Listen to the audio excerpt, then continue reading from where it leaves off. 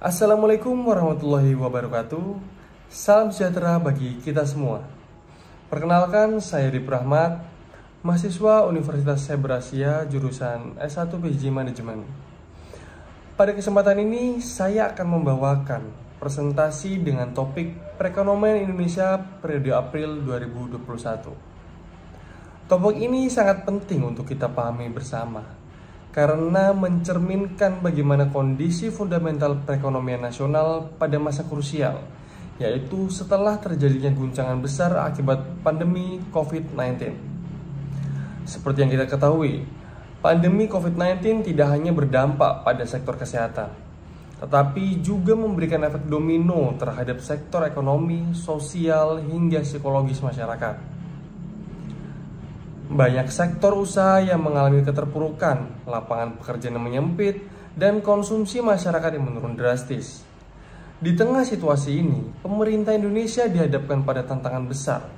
Bagaimana menjaga stabilitas ekonomi nasional sambil tetap melindungi kesehatan masyarakat. Oleh karena itu, dalam presentasi ini saya akan mencoba memaparkan kondisi makroekonomi Indonesia selama periode April 2021. Suatu fase transisi yang sangat penting dalam proses pemulihan ekonomi nasional. Kita akan membahas indikator utama seperti pertumbuhan produk domestik bruto (PDB), inflasi, nilai tukar rupiah, serta kontribusi sektor-sektor ekonomi dan kebijakan pemerintah yang diterapkan dalam menanggulangi dampak ekonomi. Mari kita mulai pemaparan ini dengan melihat terlebih dahulu kebijakan-kebijakan utama yang diambil oleh pemerintah sebagai bagian dari program pemulihan ekonomi nasional. Pemerintah Indonesia telah merespon krisis ini dengan berbagai kebijakan makroekonomi yang bertujuan untuk mengakselerasi pemulihan. Beberapa kebijakan utama yang dijalankan antara lain Program Pemulihan Ekonomi Nasional atau yang kita kenal PEN, stimulus perpajakan, percepatan program vaksinasi nasional, penyaluran kredit serta subsidi bunga, terutama untuk sektor UMKM. Kombinasi kebijakan fiskal dan moneter ini menjadi landasan penting dalam menggerakkan kembali roda perekonomian nasional. Jika kita lihat kinerja ekonomi secara kuantitatif, Indonesia masih mengalami kontraksi sebesar minus 0,74% year on year dibandingkan triwulan 1 tahun 2020. Bahkan jika dibandingkan dengan triwulan sebelumnya, kontraksinya lebih dalam yaitu minus 0,96% Q2Q. Sektor yang mengalami kontraksi terdalam adalah transportasi dan pergudangan, yaitu sebesar minus 13,12%. Namun ada harapan sektor informasi dan komunikasi yang tumbuh positif sebesar plus 8,72%. Hal ini mencerminkan adaptasi digital yang semakin masif. Dari sisi kontribusi wilayah, Pulau Jawa tetap menjadi motor utama perekonomian dengan menyumbangkan 58,7% dari total PDB nasional. Dari sisi harga dan nilai tukar, kondisi relatif stabil. Secara tingkat inflasi pada bulan April 2021 tercatat 0,13% secara bulanan dan 1,68% secara tahunan. Indeks harga konsumen atau IHK berada pada 106,29. Kota dengan inflasi tertinggi adalah Kota Mobagu dengan 1,31%. Sementara kota dengan deflasi tertinggi adalah Jayapura dengan minus 1,26%. Sementara itu, untuk nilai tukar rupiah terhadap dolar US berada pada kisaran 14.400 hingga 14.600 per USD-nya.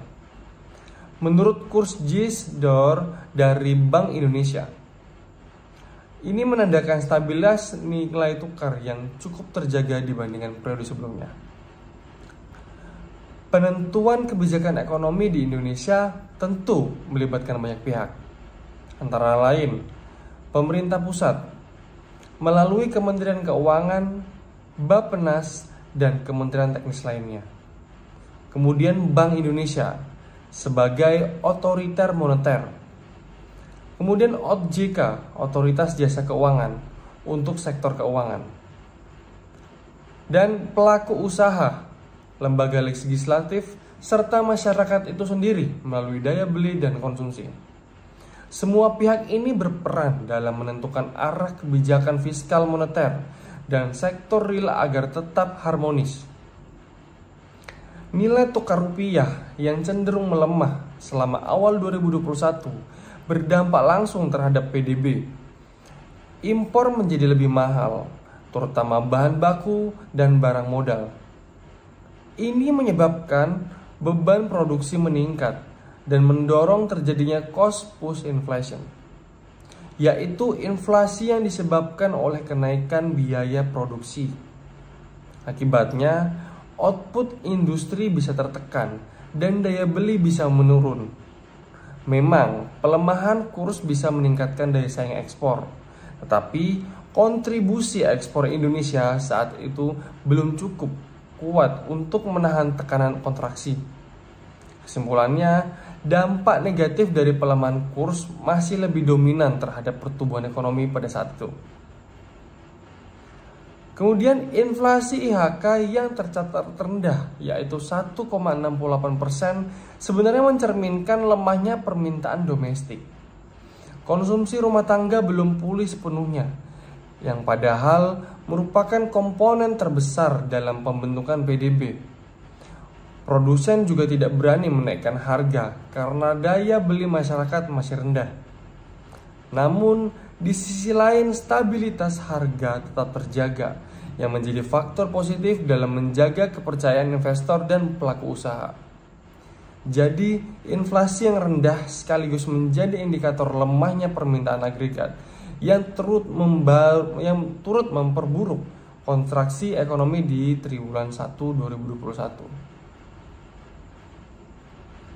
Meskipun mengalami kontraksi pada awal tahun, Indonesia akhirnya mampu bangkit setelah mencatat kontraksi sebesar minus 2,07% di tahun 2020. Ekonomi tumbuh positif sebesar 3,69% pada tahun 2021. Faktor pendorong lainnya adalah pemulihan konsumsi rumah tangga, peningkatan ekspor, serta meningkatnya aktivitas industri dan sektor jasa. Beberapa sektor yang mencatat pertumbuhan tinggi antara lain informasi dan komunikasi, kesehatan, dan industri pengolahan. Namun kita tidak boleh lengah. Tahun 2021 juga diwarnai oleh gelombang kedua pandemi COVID-19, khususnya varian Delta. Ini menyebabkan diberlakukannya kembali pembatasan sosial atau PPKM darurat, terutama di wilayah Jawa Bali. Meskipun dampaknya tidak seberat tahun 2020, pembatasan ini tetap menekankan mobilitas dan konsumsi masyarakat. Beruntung pelaku usaha dan masyarakat mulai lebih adaptif terhadap pembatasan. Pemerintah memulai program vaksinasi massal sejak tahun 2021 dan terus memperluas cakupan ke kelompok produktif dan lansia. Vaksinasi ini menjadi faktor kunci dalam membangun kepercayaan masyarakat dan pelaku usaha.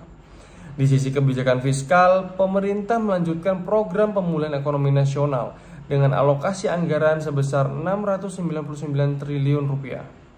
Ada juga insentif fiskal dan perpajakan untuk UMKM, sektor pariwisata, dan rumah tangga berpenghasilan rendah. Dari sisi moneter, Bank Indonesia tetap akomodatif dengan menjaga suku bunga rendah, melonggarkan likuiditas, dan membeli surat berharga negara untuk mendukung pembiayaan pemerintah. Sepanjang tahun 2021, inflasi tetap terkendali di level rendah yaitu sekitar 1,87%. Nilai tukar rupiah juga stabil dan cadangan devisa berada di posisi yang aman. Kondisi eksternal juga membaik, didorong oleh peningkatan permintaan global dan naiknya harga komoditas seperti batu bara dan CPO, yang memberikan dorongan signifikan pada sektor ekspor Indonesia. Sebagai kesimpulan, periode April 2021 merupakan fase krusial dalam perjalanan pemulihan ekonomi Indonesia. Meski tekanan akibat pandemi masih terasa, Namun dengan kombinasi kebijakan yang tepat dan peningkatan mobilitas masyarakat, perekonomian Indonesia berhasil menunjukkan arah pemulihan yang positif. Terima kasih atas perhatiannya. Saya Adip Rahmat. Sampai jumpa. Wassalamualaikum warahmatullahi wabarakatuh.